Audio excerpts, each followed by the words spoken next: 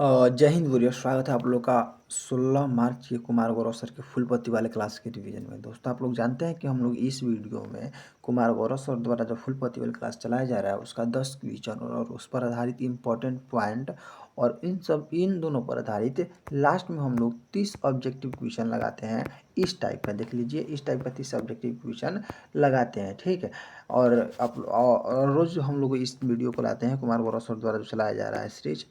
तो चलिए पहला क्वेश्चन की तरफ चलते हैं। पहला क्वेश्चन आप लोग का है कि हाल ही में जोस एंटिनो कास्ट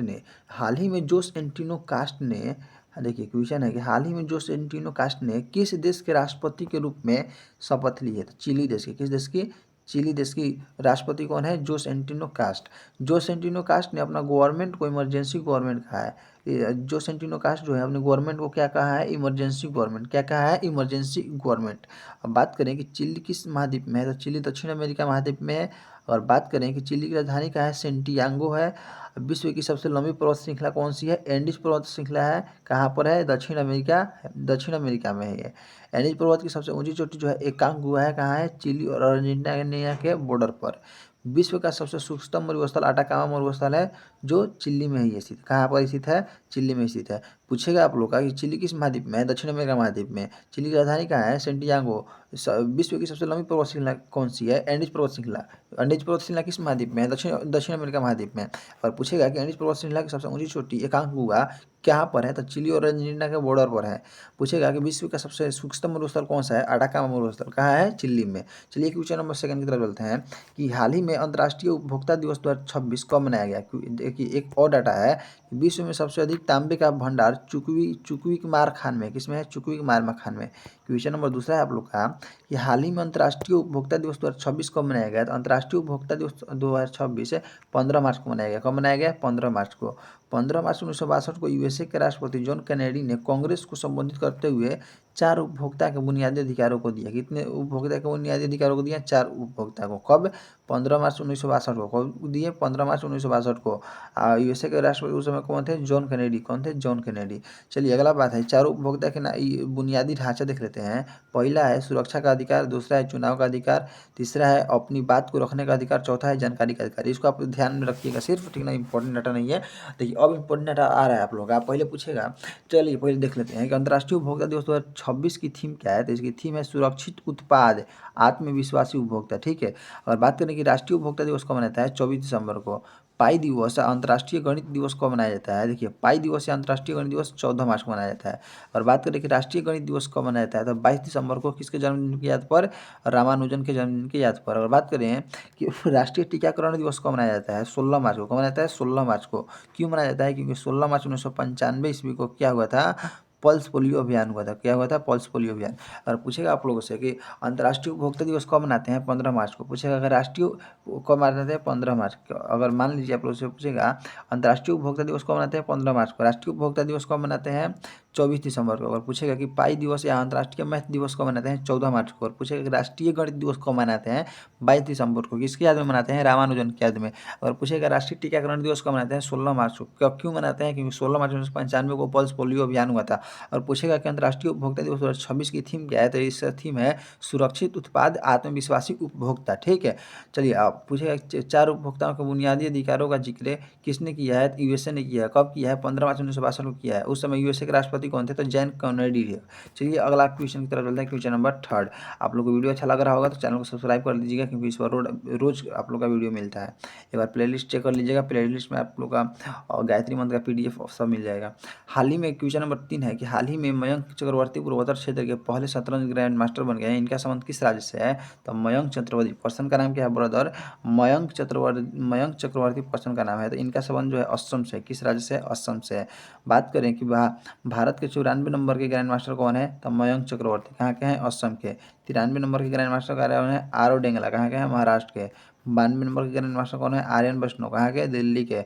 पहले नंबर के ग्रैंड मास्टर कौन है? विश्वनाथन आनंद। कहाँ के? तमिलनाडु के। भारत की पहली महिला ग्रैंड मास्टर कौन है? दिव्या देशमुख है। कहाँ के हैं? महाराष्ट्र के हैं। अच्छा, ये दिव्या देशमुख कौन से नंबर के ग्रैंड मास्टर है? 88 नंबर के ग्रैंड मास्टर है। चलिए अगर बात करते हैं, आपसे पूछेगा कि पूर्वोत्तर क्षेत्र के पहले शतरंज ग्रैंड मास्टर कौन है? तो आप लोग को मारना है मयंक चक्रवर्ती। पूछेगा मयंक चक्रवर्ती का संबंध किस राज्य से? असम से। अगर पूछेगा कि 94 नंबर का ग्रैंड मास्टर कौन है? मयंक चक्रवर्ती। 93 नंबर के मयंक ग्रैंड मास्टर कौन है? आरव डेंगल। 92 नंबर के ग्रैंड मास्टर कौन है? आर्यन वैष्णव। अगर पूछेगा कि 92 नंबर हो गया, ये पहले नंबर के ग्रैंड मास्टर कौन है? तो विश्वनाथन आनंद। अगर पूछेगा कि भारत की पहली महिला ग्रैंड मास्टर कौन है? तो पहली महिला ग्रैंड मास्टर पूछेगा तो आप लोग को मारना है कौन? दिव्या देशमुख। कौन सी नंबर की है? 88 नंबर की। चलिए क्वेश्चन नंबर 4 की तरफ चलते हैं आप लोग का, कि हाल ही में 60वें ज्ञानपीठ पुरस्कार के लिए किसे चुना गया? ये बहुत ज़्यादा इंपॉर्टेंट है। 60वें ज्ञानपीठ पुरस्कार के लिए वैरामुथु को चुना गया। किसको चुना गया? वैरामुथु को। ठीक है। और बात करें कि भारत का सर्वोच्च साहित्य पुरस्कार कौन सा है? ज्ञानपीठ पुरस्कार है। ज्ञानपीठ पुरस्कार की स्थापना कब हुई थी? 1961 ईस्वी में हुई थी। 1965 ईस्वी में पहली ज्ञानपीठ पुरस्कार जी शंकर कुरु को दिया गया। पहले ज्ञानपीठ पुरस्कार कब दिया गया? 1965 में। किनको दिया गया? जी शंकर कुरु को दिया गया। जी शंकर कुरु का संबंध किस भाषा से है? मलयालम। पूछेगा कि जी शंकर कुरु का संबंध किस भाषा से? मलयालम से है। ज्ञानपीठ पुरस्कार की इनामी राशि कितनी मिलती है? 11 लाख रुपया और वाग्देवी की प्रतिमा। ठीक है। बात करें कि ज्ञानपीठ पुरस्कार प्राप्त करने वाली पहली महिला कौन है? तो पहली महिला है आशा पूर्णा देवी। कौन है? आशा पूर्णा देवी पहली महिला है, जिनका संबंध किससे है? बंगाली से। आशा पूर्णा देवी का संबंध किससे है? बंगाली से। और आशा पूर्णा देवी को ज्ञानपीठ पुरस्कार कब दिया गया? 1976 में दिया गया। 60वें क्रम का ज्ञानपीठ पुरस्कार वेरामिथु का नाम जिस कमेटी ने ली है, उस कमेटी के हेड प्रतिभा रॉय कौन है? प्रतिभा रॉय है। चलिए अगला पॉइंट की तरफ चलते हैं। अगला पॉइंट है आप लोग का कि वेरामिथु को 2014 में पद्म भूषण अवार्ड भी मिला है। पद्म भूषण अवार्ड वेरामिथु को कब मिला है? 2014 में मिला है। कब मिला है? 2014 में मिला है। ज्ञानपीठ पुरस्कार कितने भाषाओं में दिया जाता है? 23 भाषाओं में दिया जाता है। 23 भाषाओं में 8वीं अनुसूची में जो 22 हो गया, और एक एक्स्ट्रा में इंग्लिश हो गया। इंग्लिश के लिए पहली बार ज्ञानपीठ पुरस्कार किनको मिला है? अमिताभ घोष को। किनको मिला है? अमिताभ घोष को। 59 नंबर के ज्ञानपीठ पुरस्कार विनोद कुमार शुक्ल को दिया गया। किनको दिया गया? विनोद कुमार शुक्ल को दिया गया है, जो छत्तीसगढ़ के रहने वाले हैं। कहाँ के रहने वाले हैं? छत्तीसगढ़ के रहने वाले हैं। नौकर की कमीज की बात करें तो ये विनोद कुमार शुक्ल हैं। 58 नंबर का ज्ञानपीठ पुरस्कार गुरुराम भद्राचार्य को मिला है संस्कृत के क्षेत्र में, और उर्दू के क्षेत्र में गुलजार को दिया गया है 58 नंबर का ज्ञानपीठ पुरस्कार। चलिए अगला पॉइंट है कि साहित्य अकादमी पुरस्कार 24 भाषा में दिया जाता है। 22 भाषा जिनके जो 8वीं अनुसूची में 22 भाषा है वो हो गया, और एक एक्स्ट्रा में इंग्लिश हो गया, और एक्स्ट्रा में एक राजस्थानी हो गया। चलिए क्वेश्चन नंबर नेक्स्ट की तरफ चलते हैं आप लोग का। अगला सवाल है ब्रदर कि हाल ही में लाइबेरिया के झंडे वाला जहाज, जहाज का नाम क्या है? शिनलोंग। शिनलोंग जहाज का नाम क्या है? शिनलोंग जहाज। इस पर किस देश का झंडा लगा था? लाइबेरिया का झंडा लगा था। ये जहाज हार्मुज जल संधि से होते हुए भारत पहुंचा। कहाँ पहुंचा है? भारत पहुंचा है। हार्मुज जल डमरू मध्य किन दो देशों के बीच है? तो ये ईरान और ओमान के बीच है। पूछेगा कि हार्मुज जल डमरू मध्य किन दो देशों के बीच है? ईरान और ओमान। हार्मुज जल संधि फारस की खाड़ी को ओमान सागर से जोड़ता है। किस किस को जोड़ता है? फारस की खाड़ी को ओमान सागर से जोड़ता है। हार्मुज जल संधि तेल और गैस की सप्लाई के लिए बहुत महत्वपूर्ण है। किसके लिए? तेल और गैस की सप्लाई के लिए। लाइबेरिया का शिनलोंग जहाज सऊदी अरब से, कहाँ से तेल ला रहा था? सऊदी अरब से। कहाँ पर ला रहा था? भारत में, मुंबई में। कहाँ पर? भारत के मुंबई में ला रहा था। एलपीजी से भरे शिवालिक और नद्रा जहाज भी हार्मुज जल संधि को पार पार कर भारत आ रही है। कौन सी जहाज? शिवालिक और नद्रा जहाज भी। इसमें क्या था? कौन सा मटेरियल था? एलपीजी था। क्या था? एलपीजी था। अगला पॉइंट है कि हार्मुज जल संधि में थाईलैंड का जहाज मयूर नारी को मार दिया गया है। यमन के हुती समुदाय ने धमकी दी है कि अगर इजराइल और अमेरिका नहीं माने तो ये है कौन? हुती समुदाय बाब उल मंदेब संधि को बंद कर देगा। ठीक है। चलिए अगला क्वेश्चन आप लोग का कि हाल ही में 2025 के सीस्मिक कोड संबंधी चिंताओं के बीच किस वर्ष का मानक पुनः प्रभावित किया गया? 2016 के वर्ष को। क्वेश्चन 7 है कि हाल ही में चर्चा में रही सर्वोच्च न्यायालय के नो फॉल्ट मुआवजा नीति का संबंध किससे है? तो नो फॉल्ट मुआवजा नीति का संबंध कोविड-19 वैक्सीनेशन से है। कोविड-19 वैक्सीनेशन लेने से कई व्यक्तियों पर साइड इफेक्ट हुआ, उनकी मृत्यु हो गई। इसी के लिए नो फॉल्ट मुआवजा नीति को लाया गया है। कोरोना से बचाव के लिए कोविशील्ड सीरम का वो कहाँ पर बनाया गया है? पुणे में बनाया गया है।